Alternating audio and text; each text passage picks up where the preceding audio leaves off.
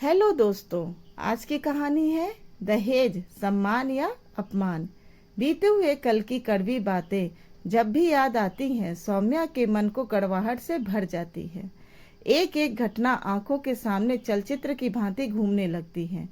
जब 10 साल पहले वह मिश्रा परिवार की बहू बनकर आई थी और उस दिन से उसके साथ जो कुछ भी हुआ था उसे सौम्या चाह कर भी नहीं भुला पाती। सौम्या, बहू कहाँ खो गई? जल्दी से आरती की थाली लेकर आओ। देवर देवरानी को कब तक दरवाजे पर खड़ा रखोगी? बुआ जी की आवाज सुनकर सौम्या भागकर पूजा घर से आरती की थाली ले आई और सासू माँ के हाथ में थमा दिया। छोटी बहू रजनी की आरती उतारते हुए सास का चेहरा खिला हुआ देख सौम्या को वो घड़ी याद आ गई जब शादी के लाल जोड़े में दुल्हन बनी सौम्या घंटे भर से दरवाजे पर खड़ी थी। लेकिन इधर सासू माँ अपनी जिद पर अड़ी हुई थी। जब तक बहू के मायके से सोफा सेट और पलंग दरवाजे पर नहीं उतर जाता, तब तक बहू इसी तरह दरवाजे पर खड़ी रहेगी। उसका गृह प्रवेश नहीं होगा। कैसी बेतुकी बातें कर रही हो भगवान। हमारे पास किस चीज की कमी है जो बहू को पलंग और सोफे के लिए दरवाजे पर रोक कर रखा है? मैं कुछ नहीं जानती। जो रिवाज है तो है। भाग्यवान, यह सब कोई मुंह खोलकर मांगने वाली चीज थोड़ी है। यह तो सब लड़की पक्ष की मर्जी पर है कि वह अपनी बेटी को दे या न दे। और वैसे भी तुम यह जो तमाशा कर रही हो, इससे बहू के मन में तुम्हारे प्रति कड़वाहट ही भरेगी।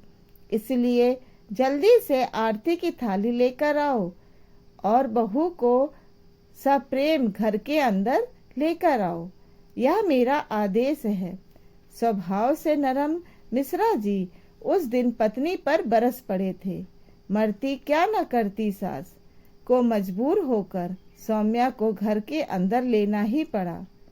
सोफे और पलंग की बात को लेकर सौम्या को अक्सर ताने सुनने पड़ते हैं।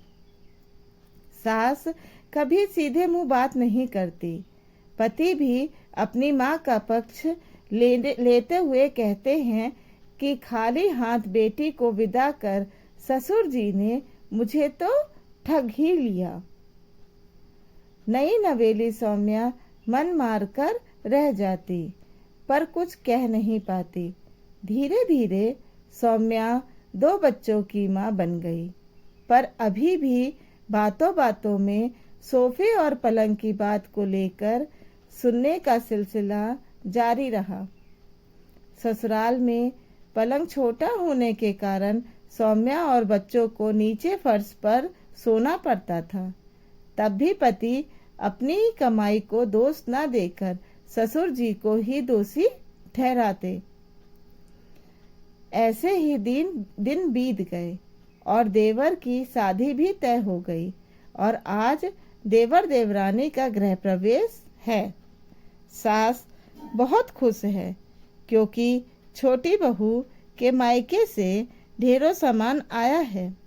फ्रिज से लेकर नक्काशीदार सोफा सेट, महाराजा पलंग के अलावा और भी कीमती सामान देखकर सभी की आंखें आश्चर्य से फटी रह जाती हैं। लेकिन ये क्या, छोटी बहू के मायके से आए सारे कीमती सामान तो छोटी बहू के कमरे में रखे जा रहे हैं और रखने वाले स्वयं सौम्या के देवर हैं। देवर के अनुसार जब सामान उसकी पत्नी के मायके का है तो इस्तेमाल भी तो वही करेगी ना। देवर देवरानी का कमरा काफी बड़ा भी है। सारे सामान सलीके से जमाने के बाद काफी जगह बच गई थी। जब घर में नया सामान देख बच्चे तो मचल ही उठते हैं।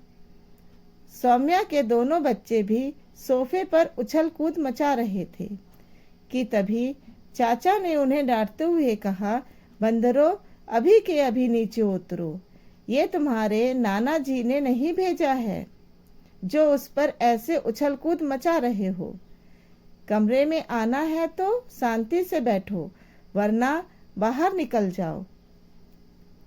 अगर सोफे पर कूदने का इतना ही मन हो रहा है तो अपने नाना से कहो भिजवा दे। चाचा की डांट सुन दोनों बच्चे मायूस हो गए और रोनी सूरत बना अपनी माँ से जाकर बोले कि माँ, चाचा ने माँ छोटी चाची के घर से कितने सुंदर सामान आए हैं और एक चाचा हैं कि हमको देखने भी नहीं दे रहे हैं।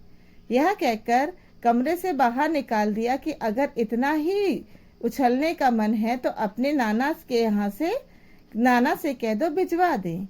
बच्चे के साथ दुर्व्यवहार की बात से सौम्या का मन बहुत आहत हुआ, लेकिन चाहते हुए भी सौम्या ने देवर से कुछ नहीं कहा, बल्कि बच्चों को कमरे में न जाने से मना कर दिया।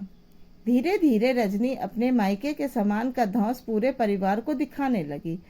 अक्सर जब भी रजनी की लड़ाई अपने पति से होती तब रजनी यह कहते नहीं थकती कि आप लोगों की औकात नहीं थी मुझ जैसी लड़की से शादी करने की।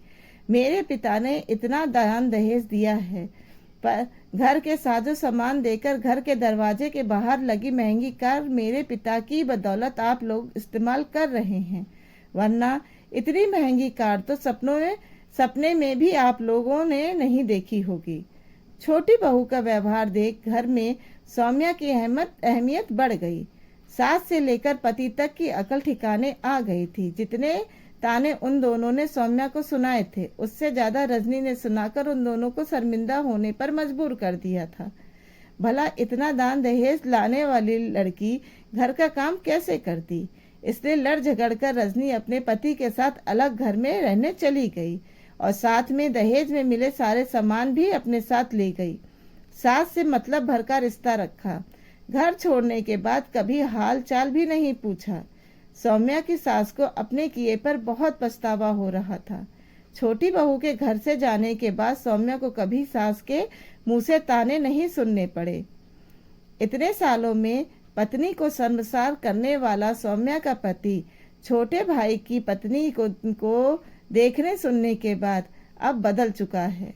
उसने तय कर लिया है कि भविष्य में वो सौम्या को और ताने नहीं देगा।